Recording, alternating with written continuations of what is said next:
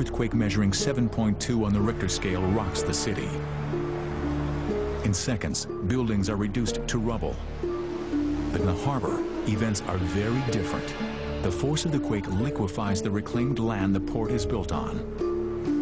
Harbor buildings and walls literally sink into the sea, causing nearly $7 billion of damage. It's something they can't risk in Dubai.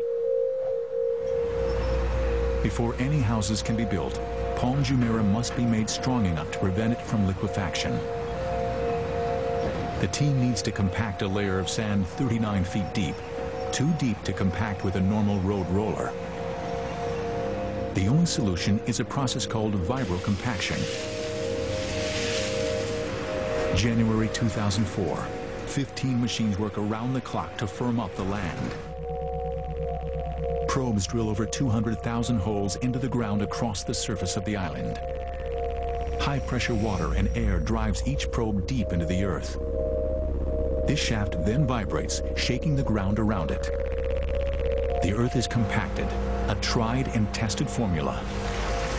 As the sand compacts and sinks, more sand is poured in until the area around the probes is rock solid.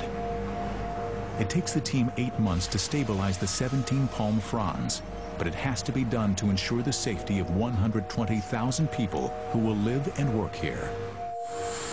March 2004, 2.5 years into the project, Palm Jumeirah is ready to become a building site. Thousands of trucks and cranes, tons of supplies, and 2,000 laborers descend on the island. This is the most complicated part of the project, the installation of the infrastructure, gas pipes, electricity cables, water supply, and buildings.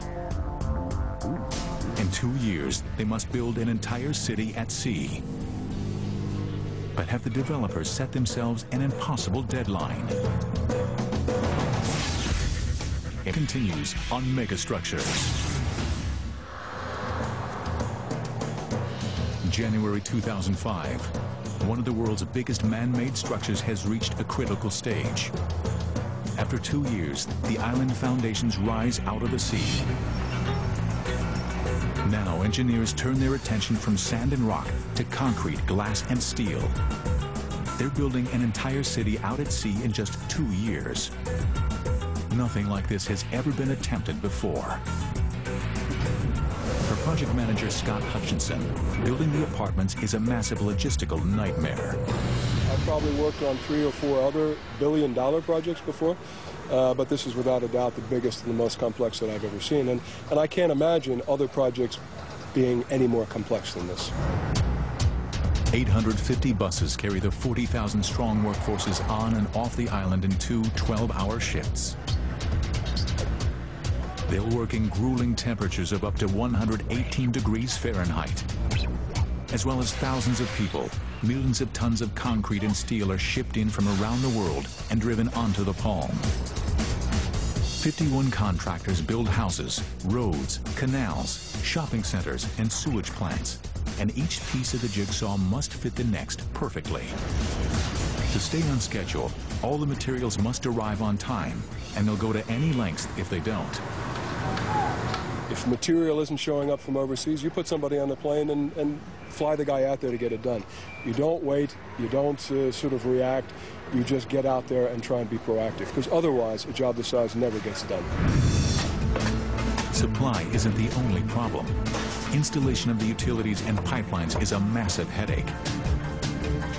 Miles of gas and water pipelines need to be laid across many different parts of the construction site. Munir Haidar, head of the technical team, knows that on a job this size, a good plan is vital. It's not that there is no plan, there is a plan, but you have to monitor and adjust this plan on a daily basis because it changes every day. Since the island's launch in 2001, it's changed beyond recognition. Originally, Palm Jumeirah was designed to house and service 60,000 people. But by 2004, developers realized that the public loved the idea so much, they doubled the capacity. Everybody's changing their requirements, and you have to learn to react very quickly to that. And in Dubai, things move quickly. Incredibly, when the palm was first released to the public, all the houses sold in 3 days. The most expensive sell for $1.2 million. David Beckham and the English soccer team are among the owners. Now, 3 years later, residents want to move in. There are over 1,800 villas to build on the Palm Fronds, enough to stretch the Las Vegas Strip 6 times. The delivery date looms, and many of the houses are still at ground level. The schedule is slipping, but the Crown Prince has promised the world a luxury location by 2006. The deadline must be met. To add to the pressure, the design of the palm trunk gets more elaborate every year. This 1.2-mile stretch will carry at least 8,000 villa and apartment complexes, 220 shopping malls and restaurants. And the developers are still threatening more.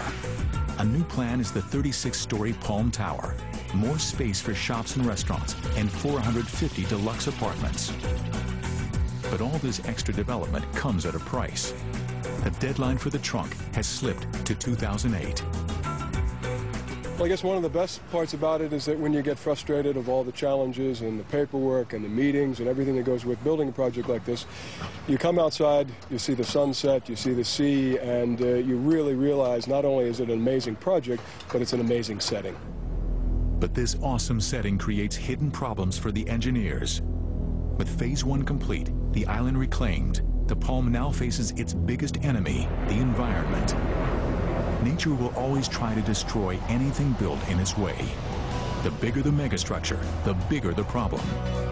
From the start of the construction, there has been one issue engineers know they will face: erosion. All beaches are constantly affected by waves, but with a man-made island, the problem is exaggerated. These beaches are not naturally replenished with sand by the sea. If nature won't do it, someone has to. Otherwise, the whole island will be washed away. Only now that the island is complete can they see the full extent of the problem. Engineers have studied every yard of the Palm's 35-mile coastline, analyzing the effect the waves have on its shape. The results show the sand is gradually being washed away in some places and built up further along the structure. Left unchecked, the beaches will no longer be straight, and Paradise Island will fail. Engineers are confident that through constant maintenance, they can keep the intricate palm shape. But just when the developers think they have cracked the problem, there's an even bigger dilemma. Beach erosion is affecting the Dubai coastline on a much bigger scale. Dubai is famous for its beautiful beaches. Could the success of the megastructure cause the mainland's downfall? Normally, the currents push the sand evenly along the coastline, keeping the beach straight. By building a massive structure so close to the shoreline, wave movement in the area has altered. The current is changing the shape of the coastline. In some places, sand is deposited, extending the beaches out to sea. In others, the beach is eroded away. And initial research shows some worrying facts.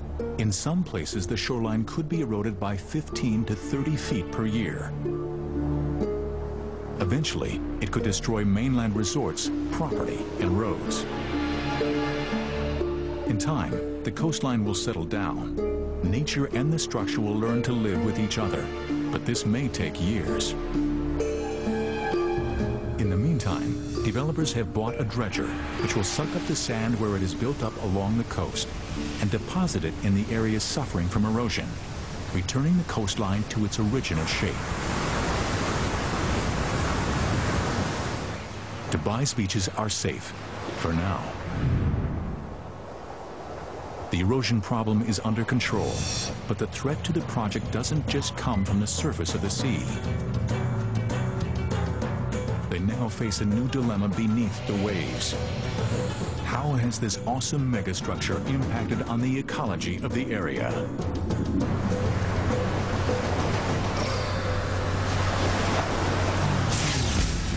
divers delve into the sea, and a surprising sight takes the Palm project to an all-new level when Impossible Islands continues.